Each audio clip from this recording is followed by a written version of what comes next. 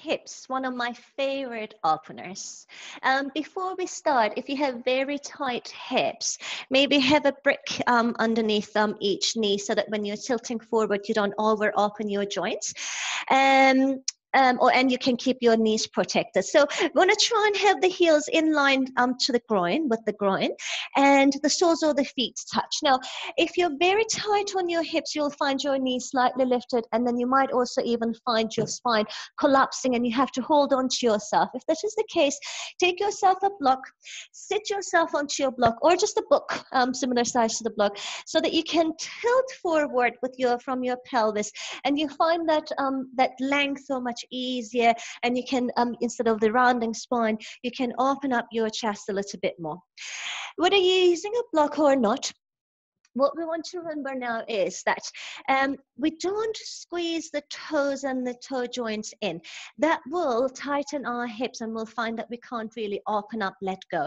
So we want to feel the feet opening like a book, but it might not come that quickly to you. You might find because you're so tight that your toes actually touching.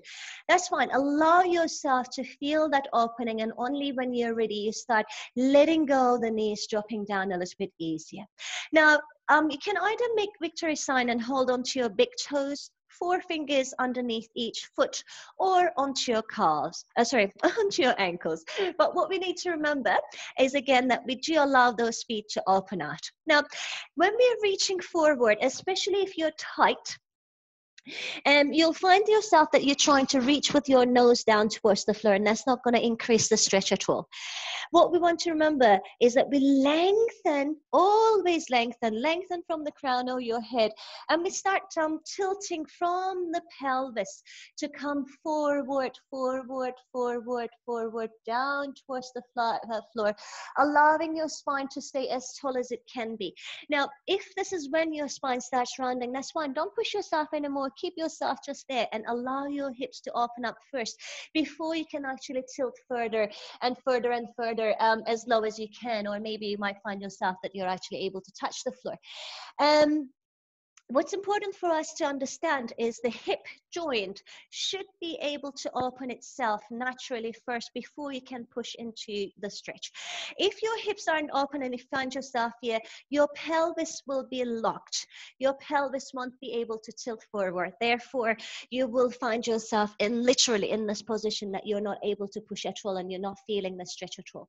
So it's important for us to first maybe do a few hip stretches, just to loosen up the hip joint a little bit, moving the knee in and out, keeping the toes to the sky so that your ankle is flexed, your knee is protected. And maybe you can try an easy pose, what we call crossing the legs, and then just tilting forward, down towards the floor.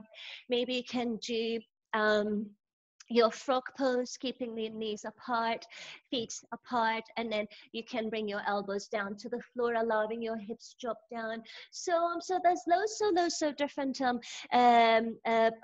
poses that we could do before we go into a big pose. But remember, when you're doing your Baddha Konasana, even though it might feel like a simple pose, you want to lengthen yourself up first, then you tilt with your belly button to come forward from your pelvis rather than your nose. That will only round your spine, and you keep tilting forward, allowing your hips to open out.